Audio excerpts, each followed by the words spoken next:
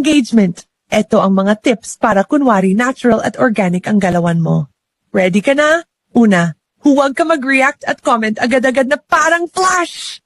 Huwag kang loka-loka na like. Comment agad nang hindi pa pinapanood kahit 15 seconds yung video. Si Waveful hindi tanga. Kita niya kung hinahack mo lang engagement. Kaya chill muna, nood ng konti para mukhang legit. Pangalawa, iwasan ang parang addict na sabay-sabay na reactions. Relax lang, hindi ito marathon. Huwag mong i-react lahat ng post sa isang bagsakan. Alam mong mas natural kung dahan-dahan lang. Pangatlo, comment na may kwenta naman. Tigilan ang mga nice o congrats, parang robot ka lang. Mag-comment na may sense para naman mukhang tunay. Apat, itigil ang like for like o comment for comment na yan. Alam ni Waveful yung mga ganap-ganap na palitan ng likes at comments. Kung ayaw mong iban, tumigil ka na sa mga ganyang tactics. Panglima, post ng quality, hindi kung ano-ano na lang. Si Waveful nagre-reward ng quality, hindi ng kalat. Mag-post ka ng worth engaging para kusa silang mag-react. Hindi yung halos begging level na. Ang bottom line, fish! Ayusin mo engagement mo para hindi obvious na trying hard.